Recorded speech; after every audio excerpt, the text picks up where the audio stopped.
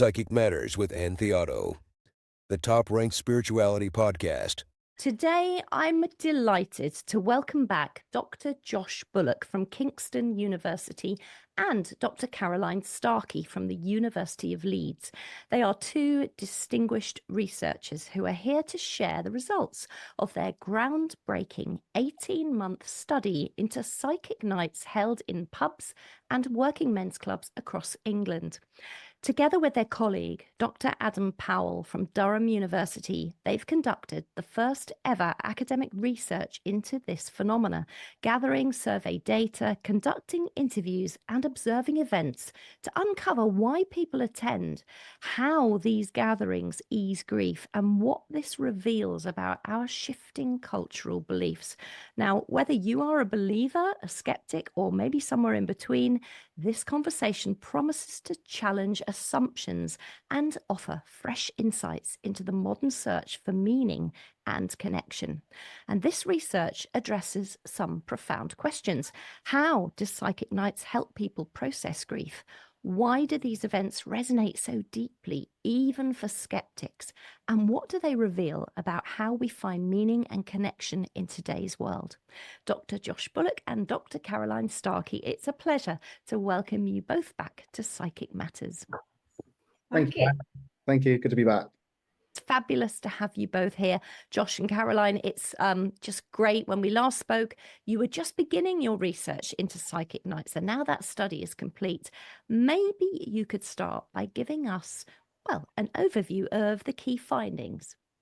Yeah, sure. And I mean, the first thing that we found was that psychic nights in the UK are providing a very unique space for people who are dealing with grief after losing a loved one. I mean, unique in the sense that they're not going to organize religion to seek answers, and seemingly they're getting support from these events. So one participant said that they felt like these psychic nights could be scratching an itch that religion is just not doing. And actually, some of them found religion to be quite offensive, and therefore going to these events was providing the unique space. From our survey results, we found that 56% of people, so more than half, said that attending a psychic night eased their grief from the loss of a loved one. 10% were uncertain or so. But for most people, it was helping them deal with the death of or loss of a loved one. And the second point that we can discuss more as we go through, but this was far from an entertaining space. Sometimes people get the assumptions that psychic nights are fun, entertaining, and while they can be that, they're certainly more profound experiences that are taking place in your local pub rather than just the assumptions that we were met when we started with these projects. I don't know, Caroline, if you want to talk about these assumptions by academics, by members of the public, by our friends, that people thought that these were just a bit of a jolly, just going down the local pub. It's just a bit of something fun to do. Absolutely. I mean, I think when we first started, and I think we might have touched on this a little bit in the last pod, was that when we said we were doing this project, and I'd been to a large number of psychic nights in pubs and working men's clubs prior to starting the project. But when we started and we were trying to get participants, and we advertised really widely on social media, we advertised amongst people we knew, and we faced quite a significant amount of backlash from people saying, why are you studying this? It's simply entertainment, it's fluff, it's fairground stuff. This is of no relevance. Either the only important way to do this is through the spiritualist church or through recognized spiritualist churches, or it's really just silly, isn't it? I had a number of people that said to me, you can't possibly believe that this is valid. You can't possibly believe in psychics. And I thought that was strange, because in all my years of studying Buddhism, not one person has said to me, not one academic or other has said to me, you can't possibly believe in that in order to study it. That really troubled me, because that shows the kind of gatekeeping about what we consider to be legitimate spiritual experience or expression, or maybe a legitimate place for it, that the only place for legitimate spiritual experience is in an institutional setting. And I found that really troubling, because then, what are we allowing to be legitimate, and what are we saying is absolutely not legitimate? And this was, I was having these comments from other academics who I actually genuinely thought a bit better of, to make those kinds of offhand, really judgmental comments about something that I found to be pretty meaningful amongst my friends, but also meaningful when you do a robust study as well. We met a number of assumptions when we started doing this project, and this was from other academics, it was from members of the public, when we were advertising for participants, and we advertised for participants pretty widely on social media in a variety of different channels and discussing with academics, and that hasn't been my experience at all.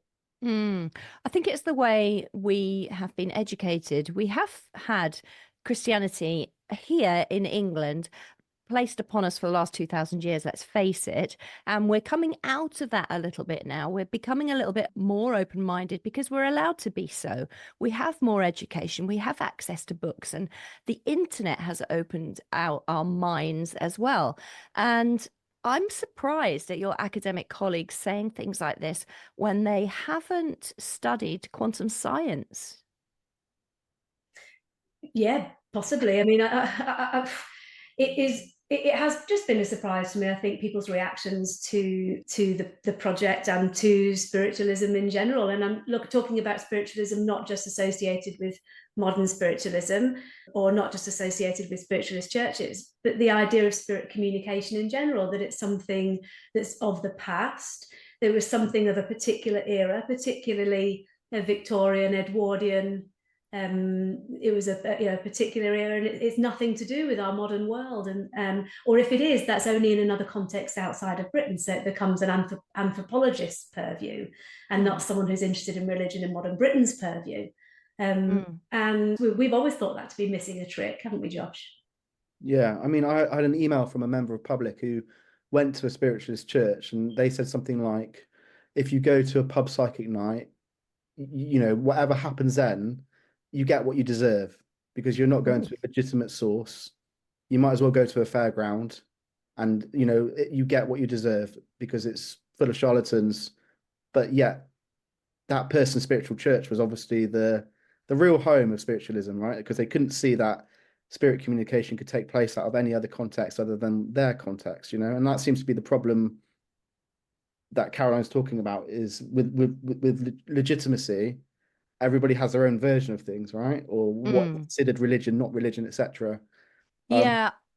I mean, I agree. And I think the difference is, from where I stand as a psychic and a medium and a spiritualist and part of the spiritualist community and religion, that with psychic nights in England, they can be entertaining. They absolutely can be. But spiritualism and mediumship and spirit communication should never be entertainment. And there's a big difference between the two. Psychic nights have a variety of people who work within them. Anybody as a psychic or a medium can say they're a psychic and a medium, can book a table at a psychic night and go and do their psychic readings and earn their money. There's no qualification to go there, and there's no regulation. So from that sense, you don't really know what you're walking into when you go to a psychic night. Some have got excellent reputations. Excellent psychics, mediums, spiritualists do work at these events and do a fantastic job. And then there are, of course, others who perhaps are doing a less good job. And that's kind of how it is at a psychic night. Of course, if you go to a spiritualist church that's run by the Spiritualist National Union, you're going to have a very, very different experience. I think that is true, absolutely. And one of the things that I want to get across, so whilst in our study, what we really want to explain is that studying psychic nights is relevant to understanding changing religious practices, changing spiritual practices in contemporary Britain, that they're not just sources of entertainment, they're a legitimate venue for people's spiritual expression and experience, because that's what we found. But equally, you have the dark side to that as well. Like you're saying, there's very little regulation. From my perspective, there's also very little follow-up. So if somebody gets terrifically upset at a psychic night, which we have seen on multiple occasions, terrifically upset because the psychic has said something to them and given them some evidence given them an experience that has shaken them, there's no kind of support or follow-up afterwards, or there can be limited support or follow-up. Often the psychic will, I've seen psychics speak to people individually afterwards, psychics and mediums speak to them individually afterwards, but there's very little follow-up. And I have sat in a psychic event in a working men's club where the psychic medium said to a female participant, "You're being followed by a sex demon." Oh, for heaven's sake. And it was that's really when the kind of safeguarding alarm bells went off in my head, because he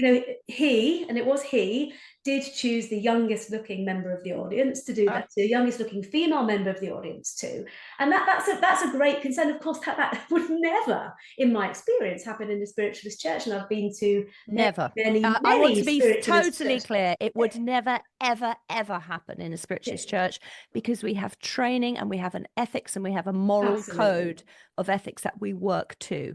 Absolutely. I mean, I've probably been to, I'm writing a book about spiritualism at the moment, modern spiritualism in Britain, and I've probably been to a spiritual church 2 or 3 times a week for a year.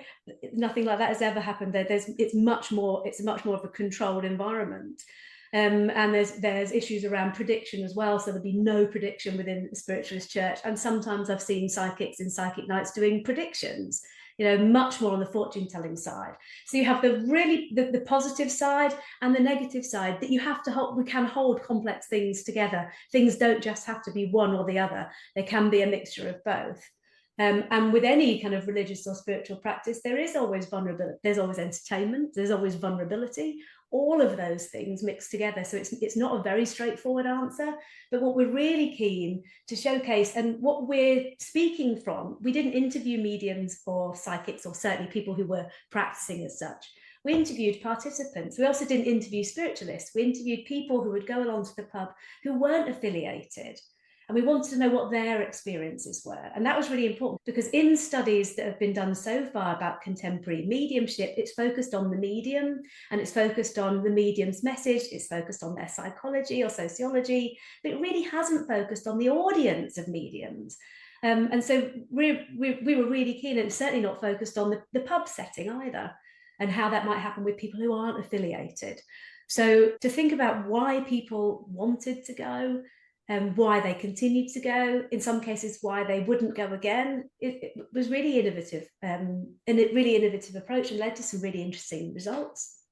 Well, it certainly made me pick my ears up with some of the things that you've been hearing at these psychic nights. I think I need to be clear, maybe for my listeners as well, that there is a great difference between psychic and mediumship. So being psychic means you read the energy, you use your energy to read the energy of your recipient or client in front of you, and you pick up on things that are going on in their physical life, and you give them some guidance and advice around that from your intuition. That's what being psychic is. Mediumship is where you use your energy to connect to the eternal consciousness of a spirit communicator, and they allow thoughts to move into your awareness, and therefore you translate what they're saying to the recipient. You give them information, and the recipient will tell you if it's evidence for them. We can't provide evidence, we can just provide information, and then it's up to the recipient to say whether that is evidential.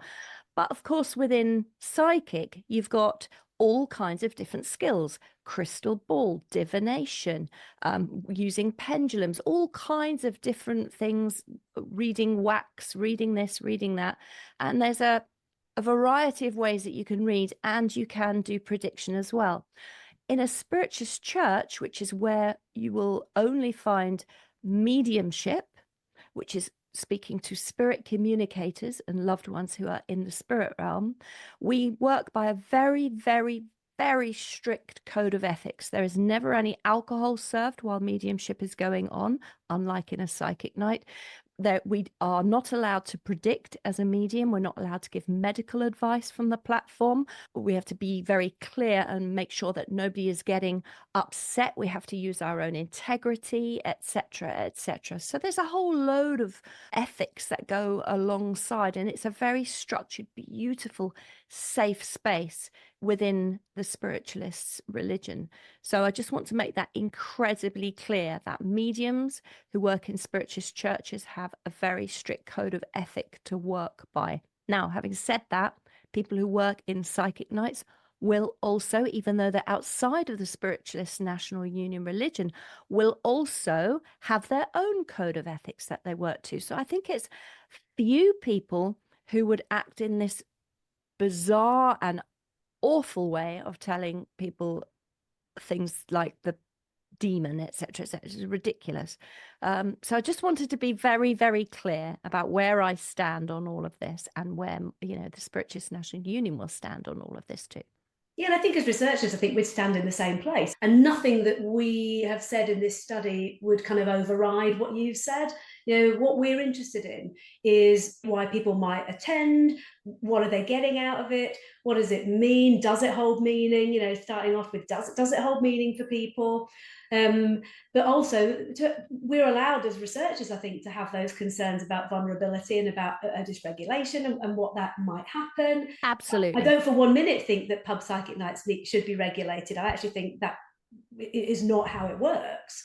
And also there is some crossover between mediums who would operate in the spiritualist church setting and operate in a pub setting as well. I know, because I've seen it. Yeah, So my local pub, the local pub 200 yards down the road, has the psychic night that I think I mentioned in the first podcast, but that's also run by the local spiritualist church, right, union. So there is crossover. Can I just pick up on something you said about alcohol, Anne? Because I had the assumption before going to these events that they'd be quite boozy and they'd be quite fun. And actually, it's not a boozy event at all. Like, when I did my observation, maybe only half of people were drinking, and they'd probably only consume one drink. Because That's right. you get your drink before you sit down, and there wasn't a break in the one that I went to, and therefore you just consumed the one alcoholic drink, a glass of wine or a gin or whatever it might be. Because I thought that there were people going up to the bar, it'd be quite a bit of an event in that sense, and it wasn't at all. People sat down, they stayed still, they didn't speak. You know, it was very silent, solemn, and it certainly wasn't boozy in my experience.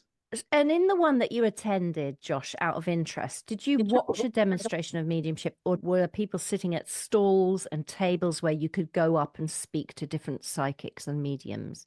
No, I watched it. So when I entered, it was in a working men's club in Bristol. There was one-on-one readings happening at the front before the psychic medium came out. But then there was lots of tables, and then the medium would float between and give messages. Yeah. I mean, mediums are allowed to work where there is alcohol served. Of course we are. But we wouldn't use our qualifications from the Spiritualist National Union, because it's outside of what their code of conduct allows when you're working and representing them. So I wouldn't use my awards. Let's say I've got the letters CSNUT after my name. I wouldn't use that if I went to a psychic night where alcohol was being served and worked as a medium. But I would still work as a medium, but not under the banner of the Spiritualist National Union for that evening. Sure. I mean, we can talk about vulnerabilities on the other side, because I think the one I went to, the medium was quite protecting of certain people. There was a quite difficult experience where a message was coming through, and a young teenage girl, and I can only estimate probably around 15 or 16, kind of blurted out, "I think this is for me, this is a message for me," and said, "Is it about a baby?" So she said to the room that she'd had a miscarriage, and at which point the kind of room broke and lots of people were crying around her, etc. But the medium sensed her vulnerabilities, and rather than running with it, was kind of comforting her rather than going with any other messages, and was saying afterwards that, you know, we could talk privately, but I think this is too raw, too much emotion for a shared setting. So provided some support afterwards, rather than, I guess, using that grief to, Yes, you know, for the room. yes. So that's good. And I think so that was a good thing for that medium to have done for that girl as well. But I think what you're saying about vulnerabilities, there's nothing more vulnerable than people when they're grieving. And I think it's a massively important thing that we're talking about here. So say more about what you found vulnerability-wise while you've been doing your research. I mean, it's an odd experience, isn't it? Because you're opening yourself up to strangers, not just to the medium, but also to people around you from your local community or town, city, right? So if they share a message that's very deeply private about somebody who's died, and then you have to kind of open up and say yes or no, etc. And often it's yes in these settings. I think the people I've spoke to found it quite unsettling or uncomfortable at times, even though they've got a lot out of the message, just being honed in on maybe in a large setting.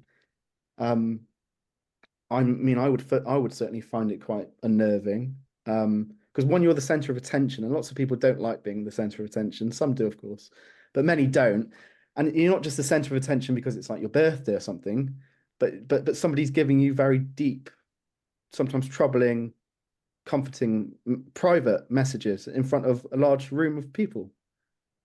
It's, you know, because you didn't get a message, Josh, did you? But I have on several occasions, in a pub or working men's club setting, and it feels like, you know, when the medium comes to you, and it's, you know, it's almost, I felt, you know, I don't really like sharing an awful lot of things in public, but when the medium comes to you, and it's like you're being a spotlight is shining on you, and they're starting to talk about things, you know, and you can't help yourself feeling, you know, your heart starts beating really fast.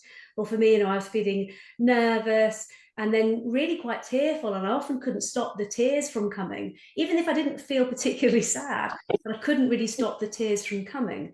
And I think that you know, you do feel quite vulnerable, and many of the people that we interviewed, and we interviewed 16 people, many of the people we interviewed were well aware that they felt emotional about things, or if they hadn't had that experience, they recognized that other people felt emotional, and then there was a kind of sacredness, I suppose, about that space. To, it's like Josh was saying, the medium held those kind of emotions, and in many ways the pub and psychic nights also hold those kinds of emotions. It's a strange space because at once it's a familiar space, right? So many of us have spent time in the pub before, not making a pre-judgment about any of your listeners, Anne, but Josh and I have spent time in the pub before. And you know that kind of familiar setting, don't you? Go in, you order a drink, you stand at the bar, you sit down, there could be some footy on. You know, these are quite familiar environments generally.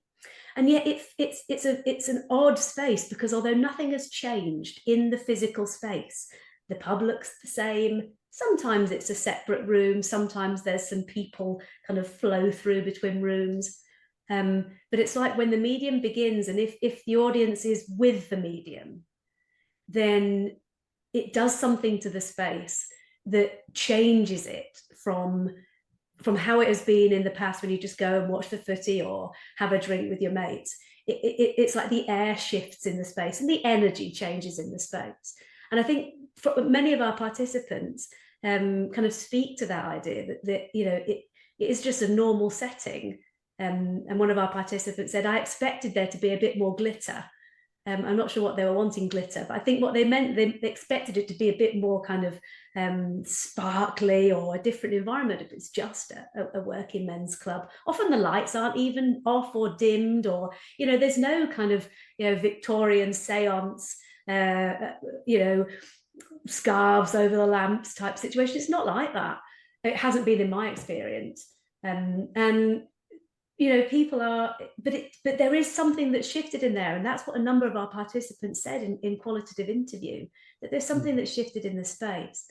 And none of them really we mentioned spiritualist churches to our interviewees, and very few of them had heard of spiritualist churches or considered it, right? They hadn't even considered it. They wanted to go somewhere that was accessible, that was a leveling social space, that you didn't have a lot of initial outlay, either sometimes financially, but mostly like cultural outlay. You know, you didn't really have to commit to anything. And I recognize you don't have to do that in the spiritualist church either, but these are people's, you know, assumptions that are made about religious institutions.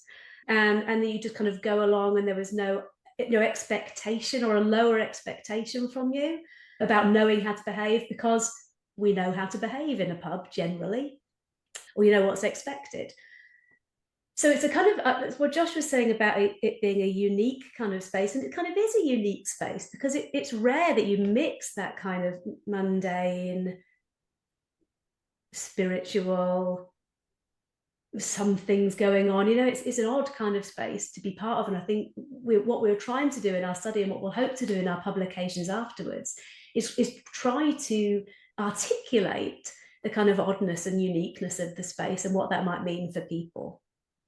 There's something unique about the sharing of grief as well, because I remember it wasn't just the mediums who were kind of holding that grief, but other people were as well. So you'd have the tables comforting the person getting the reading.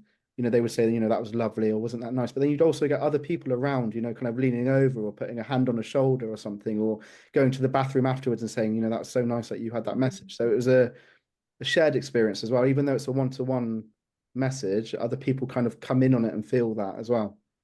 But I think we've lost that, haven't we, within our communities, where people understand how you feel after you've lost somebody. And I'll give you an example. When my father died, he lived in Ireland, in a small town over there. And my mother died as well recently.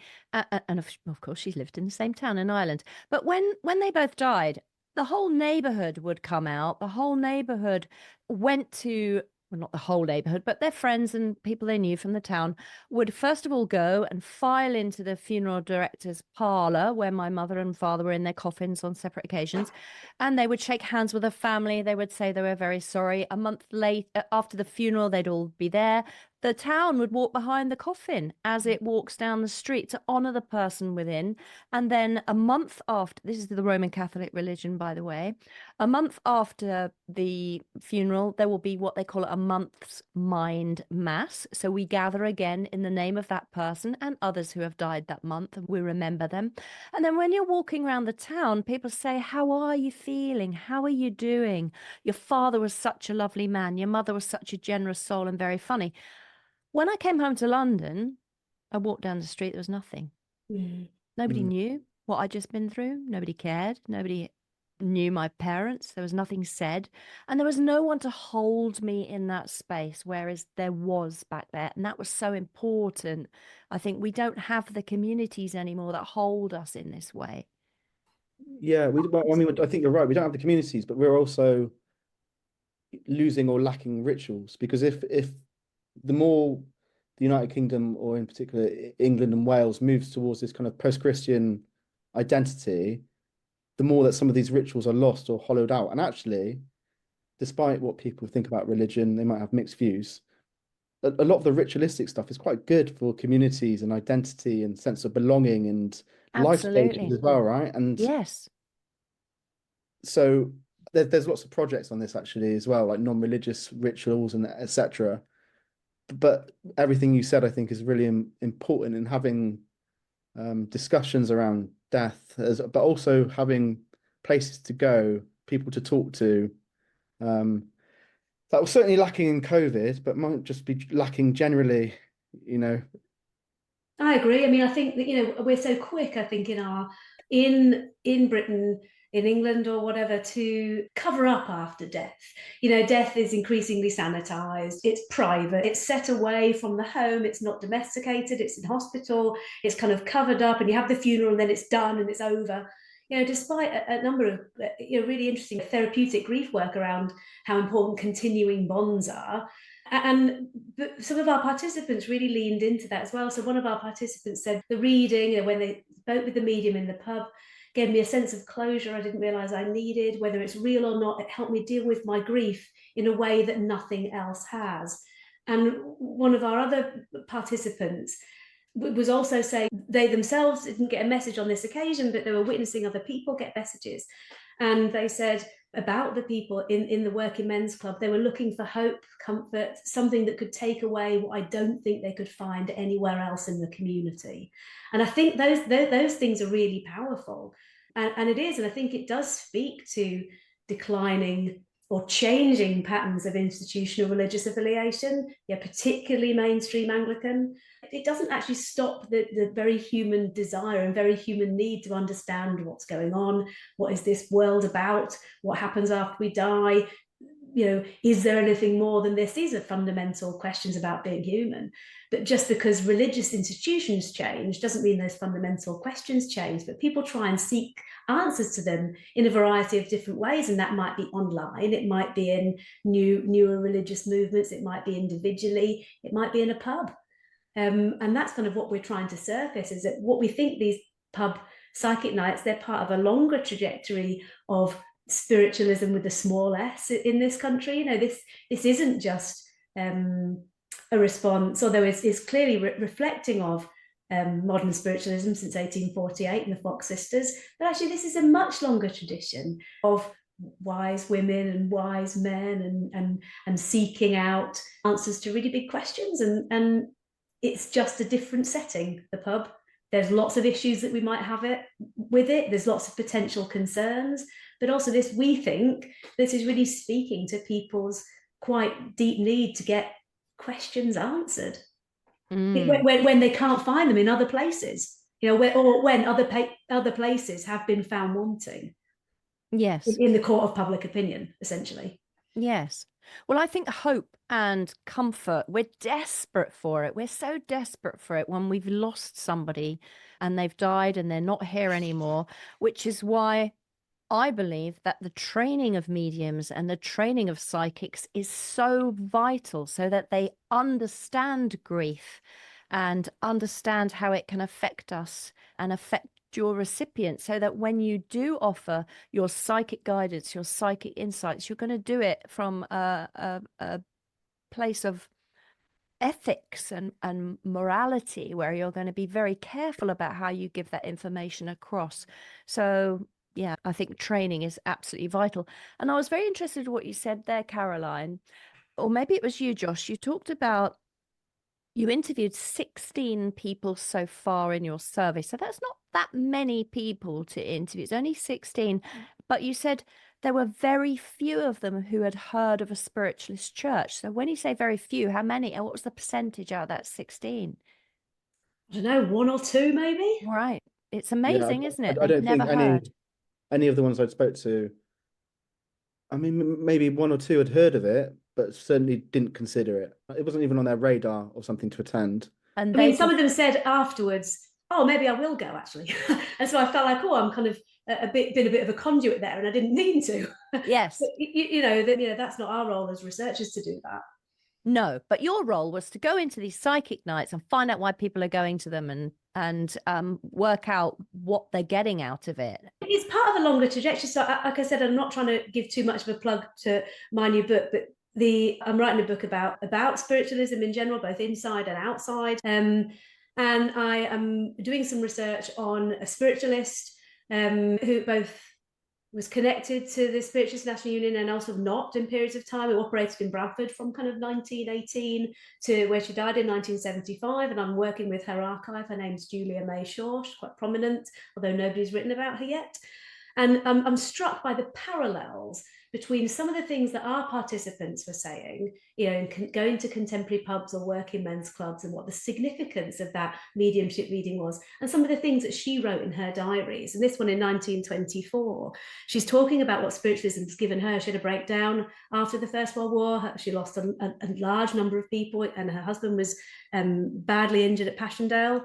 And she said, spiritualism has been my only beacon of light when my earthly friends failed me, giving me courage when in despair, bidding me hope, for comfort was promised when misery was nigh, welcome as the rain after drought. And okay, so she was a poet, and maybe our participants are not quite saying that as poetically, but in many ways they are. They're feeding into that, what I'm saying, that kind of very human need that you need, that's probably outside of institution, but also happens within it too, but can happen in a variety of different ways. And so that, she said that in 1924, and we're interviewing people in 2024. Yeah. I mean, for some of our participants, I think just getting a message was enough to ease that sense of grief, knowing that their loved one was okay. But for others, it had like the adverse effect. So that one message then wasn't enough, because it opened up a channel of communication, and that one reading from that one medium wasn't enough, and therefore they almost went on a quest to seek as many mediums as they could find, because the next person might be able to channel something different or better. So for some, well, I mean, one person likened it to a drug and said they were trying to chase that first hit because they wanted that experience again, and therefore were finding as many people as they could. So, I mean, one thing we did find, which was quite interesting, is the average person in our survey had been to at least 10 of them. So it wasn't something that you just do once. Most people go again. And it might be at different times in their life, right? Because some of our participants hadn't considered it until somebody had died, or a particular age, right? So it might be something that they tap in and tap out of as needed, a bit like maybe a church as well. That's really interesting. And I really understand that need to connect to your loved one again and again and again. But that's part of not having finished your grieving process. I feel you need to understand that person is no longer here. They are in the spirit world. They're not coming back. You have to get on with your life, which is why many mediums who carry their own code of ethics, whether they're spiritualists or whether outside of the religion, they have a very strict moral code, and they will not continually see the same person time and time and time again, because we understand it is not good for their mental health. And we would, in that case, refer them to a grief counselor or something like this, that they might be able to get better assistance for where they are in this vulnerable stage of their life. I mean, these are vital things that we're speaking about, I feel. And I also want to say, I mean, I have done psychic nights myself, or psychic fairs back in the day. And I don't feel that the mediums and the psychics are safeguarded either by the people that run them, because I've been requested to do many, many readings at these psychic fairs, back to back. You're expected to work long hours all day long, giving readings, as many as you possibly can fit in. And it's not possible to do that if you are working in your power with your psychic ability, or you're working on power with your mediumship. It's exhausting. You can do, I mean, you could probably do 4 readings back to back, and then you would be done. So if you continually, as a medium or a psychic, are working in this way, churning out your readings, you're not going to be giving the depth of readings that you could do if you had time and less pressure on you. It's quite possible to still give good readings. You could give 20 readings, but they'd be quite light-hearted. They'd be quite light of information, because it would be too tiring to use your psychic senses repetitively all the time throughout a whole night. So that's one reason why I don't do psychic nights anymore, because I find it far too tiring, and it's not satisfying for me to not be able to work to the depth I want to work to. I can well imagine that. And I've also sat in psychic nights.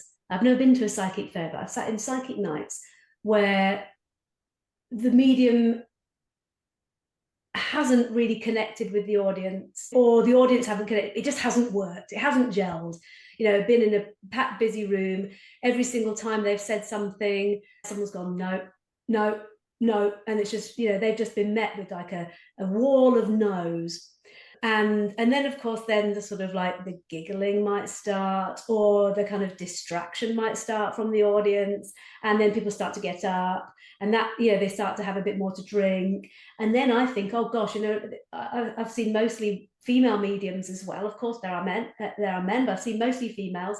And you think, wow, this is really interesting, when this is kicking out at 11 o'clock at night and people have had a bit of booze, how safe is that person? I have these questions. I think as women, you might have those kinds of questions. And when they're sat up there and it's just no, no, no, no, no, it must be absolutely exhausting. And you have to, I mean, I couldn't possibly imagine doing it, how difficult it must be. It is, and that does happen. Mediumship is not like you see on the television. when you watch it on television or YouTube, you see these wonderful mediums working, and it's cut together very cleverly. So all the highlights are put together and it makes them look like they're accurate 100% of the time, always. And quite often you will go into a venue which has a very difficult energy to work in, or the audience are just not as receptive perhaps, or maybe it's just the seating area that can affect your mediumship. There's so many different things that can affect it. It could be your own mood, it could be your own stuff.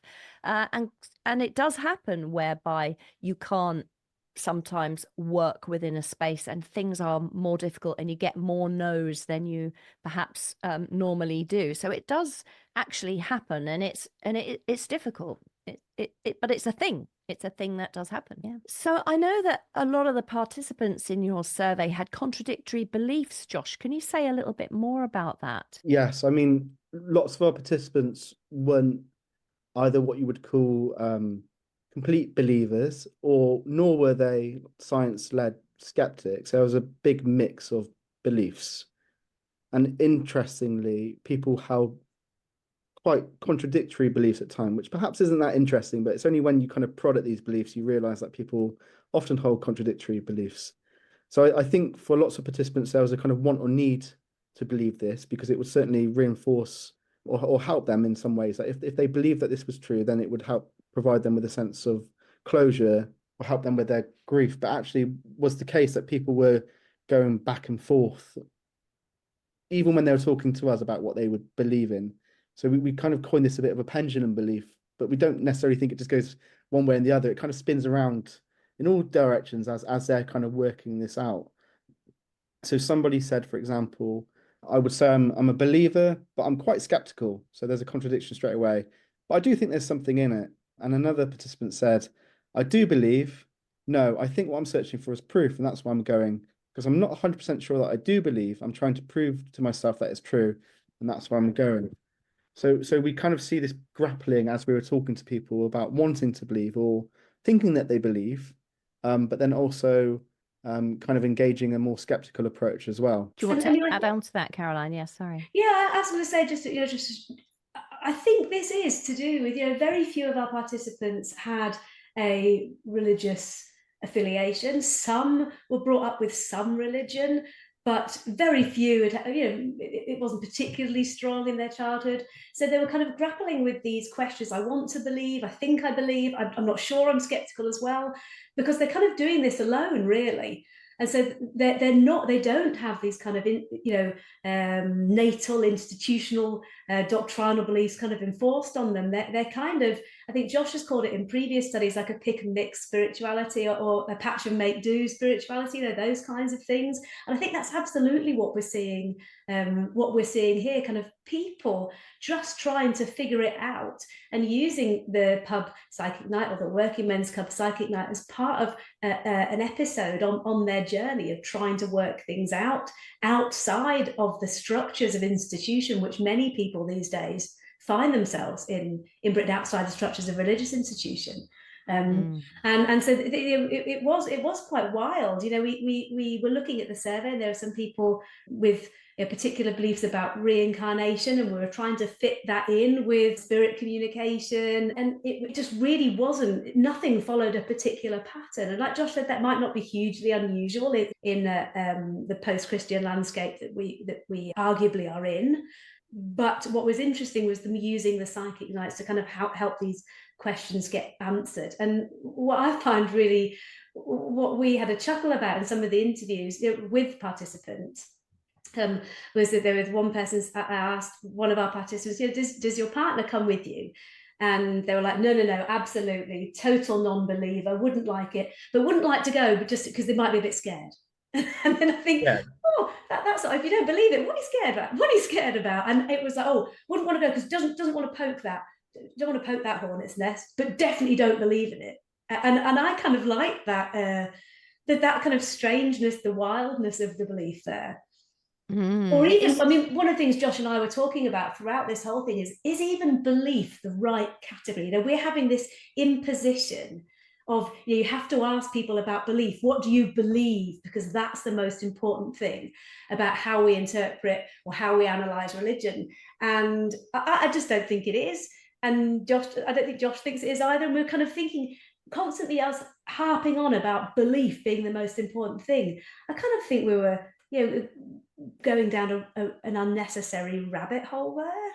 Yeah, I mean, interestingly, it didn't really matter to most of our participants if they believed in it or not. It was having some kind of impact and effect, right? So belief isn't the kind of key motivator here. You don't need to be 100% in.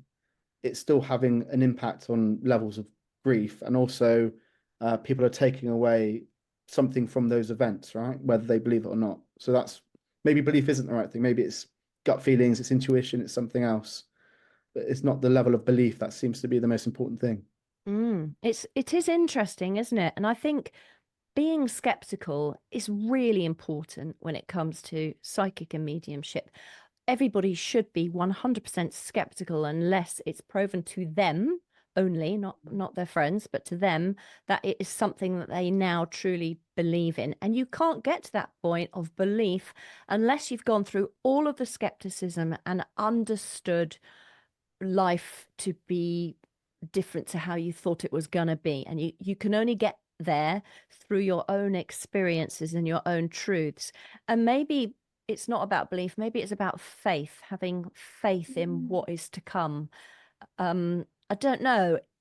Again, we go back to this beautiful umbrella of Christianity, which we are moving out of, unfortunately or fortunately. I'm either way, that's what's happening. But what are the figures saying about us moving out of Christianity? There's a percentage, isn't there, of people who are... Yeah, I mean, it's huge. Like generationally, we are going through big changes. There's some surveys, like the one from the British Social Attitudes, that puts the UK at now 53% non-religious. So having a majority of non-religion. And then if we compare that to our research findings, our survey, there was about 84 participants once we cleaned the data, and only 15% of them said that religion was either very important or somewhat important in their lives. So for the majority of people, at least in our study, religion wasn't important. And that kind of mirrors the changing nature for organized religion in the UK, but particularly Christianity. Why particularly? Because I don't want to upset people who are Christians who are listening to this podcast by picking out their religion. But why are we talking about Christianity specifically, do you think? I mean, the Church of England in particular isn't having a very good time, nor is Catholicism. There's stuff to do with like nominally picking Church of England. There's obviously big what's the word? Sorry. Scandals. Scandals, yeah, that's the correct word. There are scandals within the Church of England that are coming out weekly, monthly, right, that are turning people away from religion. So for Catholicism and the Church of England, their numbers are dropping rapidly. And I'll make a prediction now. I don't think they're going to recover, at least in my lifetime, because we're moving away from that to other forms of non-religion, but also like this pick and mix, patch and make do spirituality. Other religions, big religions like Islam, but also some minority kind of churches where it's non-white, do particularly great, right? Their numbers aren't dwindling at all. So I think it's more to do, at least within kind of non-white churches, community aspects are particularly strong. And Yes. yeah, like the black churches in London are thriving, right? Yeah. The white churches are dwindling. They're not getting the new members. People are taken away. So there's community aspects which I think are really important, and that might also lend into other religions, right? Why Islam is continuing to grow. It's predicted to grow in Europe slightly over the next 30 years, etc. So when I use religion, you're right. You have to be quite careful that it's not all religion. Religion isn't disappearing. Yeah. Some parts of it or some belief systems are dwindling, but not all, right? There's particular types of kind of institutionalized Christianity, and particularly we talk about the Church of England because Church of England is our established church. We have a connected church and state. It's an established church, and what we can see is statistics, and statistics absolutely are really, hold my hands up and say statistics don't give the actual picture of on the ground how people live and experience and embody some certain types of Christian or Anglican values or practices. It doesn't at all. But what the statistics do show about religious affiliation in England and Wales are pretty stark from an Anglican perspective. So I think you can talk about that in a kind of cold, dispassionate, sociological way, can't you?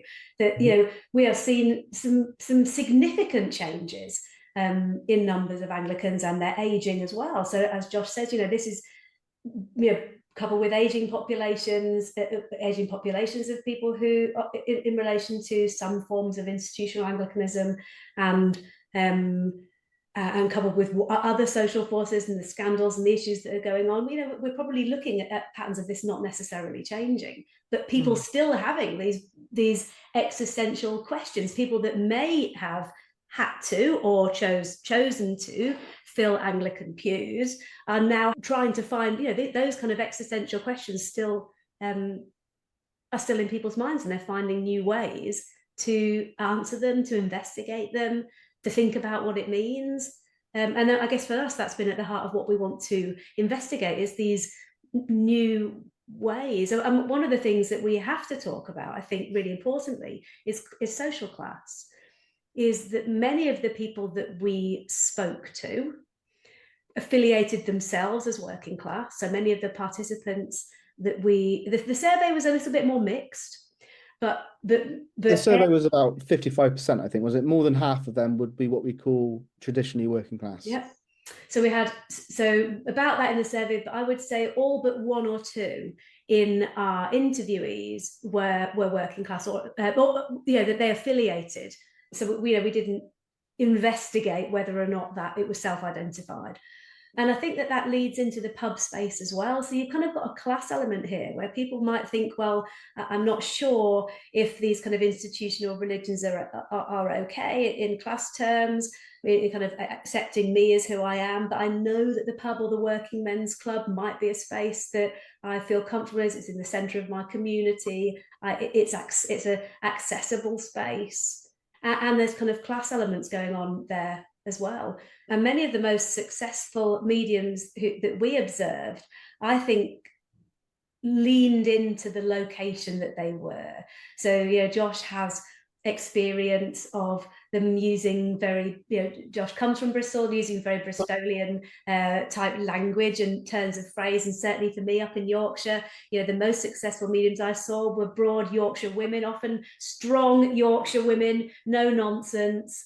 You know, I've lived up here a long time now, and my husband's family are Yorkshire people, strong women, don't take any nonsense, you know, absolutely tell it like it is. And those are the most successful mediums who really leaned or embodied that particular place or the people that they were with. It's fascinating. Of course, I could speak to you both all day long, but I know that I'm mindful of time here. We're getting to the end of our interview, but just before we finish, seemingly we've spoken about the importance, this seems to have come to the forefront, the importance of ritual, the importance of community and being there for each other as a brotherhood. And we talked about different religions being this beautiful brotherhood and this beautiful community, which is why they're thriving. And perhaps the Church of England isn't quite there at this point in time. Hopefully it will get back there. Look into the future of psychic events then, do you think or anticipate there'll be a growing trend in psychic nights, psychic events of this type, psychic fairs, as society continues to secularize? What do you think? It's a really good question, and it's really difficult to measure, because we have the hunch and we think that we're right, that these events are growing because we're seeing them more visibly, but that also could be because we're researching it and therefore, you know, we're seeing it more often, but we're certainly seeing it online more. So I did a Google trend search so you can see what other people are searching for in the UK. And terms like psychic night and pub psychic and psychic event over the last 7 years are showing a rising query of 600%. So 600% more searches for them.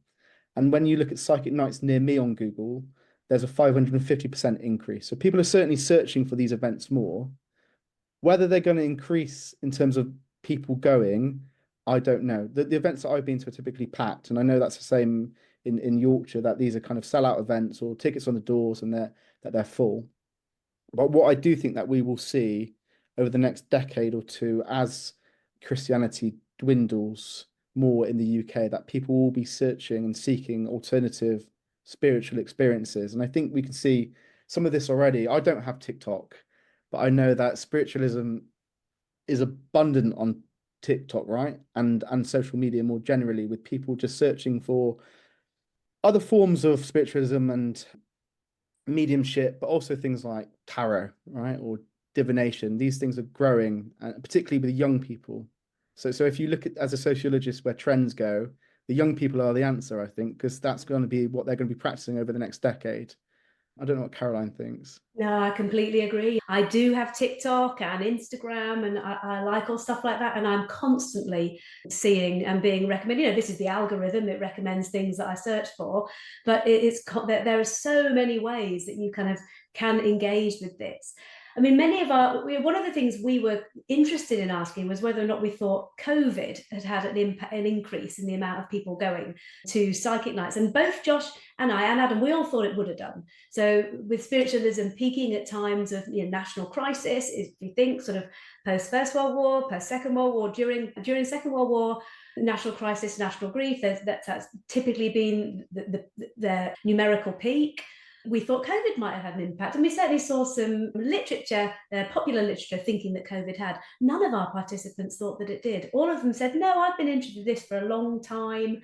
I don't really think COVID's had much of an impact. Some people said, oh, maybe a bit of grief might have led people. But actually, I guess that was one of the surprising findings, is that COVID hadn't really been the thing that people, made people want to go. In fact, very few people reference COVID even when we asked, which I think was possibly a bit of a surprise to us, eh? Yeah. Just a final point, perhaps, is I think what we will see. I quite like predictions because it's nice to be wrong, but it's nice to to have a go. Is at least what I'm seeing is that spiritualism more generally is becoming a lot more mainstream, and not just on social media, but I guess less stigma around it. And I think a really good example of this is just going on ASOS, which is a big shopping market space. But even on ASOS now, you can buy crystals, you can buy sage, you can buy incense protecting sticks, right? I don't think you would have seen that maybe on these big marketplaces a decade or so ago. And I think if that's something of a trend, we'll see more of this becoming mainstream. Absolutely. It's what I'm going to call in my book quiet resilience. Spiritualism is quietly resilient. And I think for all of the reasons that we've said, both inside and outside institution, and we're talking about spiritualism with a small s, I think, here, is quietly resilient amongst a population who remain consistently interested, despite assumptions. It's fascinating. It's been such a great conversation. Where will people be able to buy your book, Caroline? Well, and when will it be out? I finish it in January 2026. Oh, fine. Good. So come back to us when it's out. But we are writing 2, maybe 3 publications from our Weekday Worldview projects. We've nearly finished one already, that we are hoping to send for publication really shortly, and the next 2 will probably follow fairly rapidly after that. So there'll be we are hoping at least 2 or 3 publications in peer-reviewed academic journals about the Weekday Worldview projects, about different aspects. One, it will be an overview. One, we're hoping talking about these ideas of belief, and the other one talking maybe about the more spatial aspects of the pub setting and what that might mean, and the kind of embodied feelings about that around the pub. So all these things we're hoping will be published within this year, Josh, aren't we? Yeah, and just to add, they will be open access, which means they won't be behind a paywall just for academics. It means everyone can hopefully read them towards the end of 2025. Oh, fantastic. Well, do let us know, and I can add it to the show notes for this episode. Going into the rest of 2025, is that the end of your research now for Psychic Nights, and you're writing up your findings, or is there more to be done? I think there's always more. I mean, we've got some ideas in the pipeline. We'd really like to see what's going on in other places, because I think the Psychic Nights seems to be quite unusual, in particular to the UK. It's a very unique British experience, but there's other things happening in other countries that we might not be aware of, but people who live there will be like, oh, that's normal, this is it. So if we could build up a bit of a, what's the word? Not a library, a bit of a kind of a global understanding of spiritualism in different places, that would be really nice. But I think it would require quite a big project. So we're thinking about how this might work. Wonderful. Dr. Josh Bullock, Dr. Caroline Starkey, thank you so much for joining us on Psychic Matters. It's been wonderful talking to both of you. Thank you so much for having us. We really, really appreciate it. Yeah, thank you very much. You have been watching the Psychic Matters podcast with Ann Theotto, the only podcast to push forward the boundaries of human consciousness to redefine the significance of living. Subscribe now so you don't miss future episodes.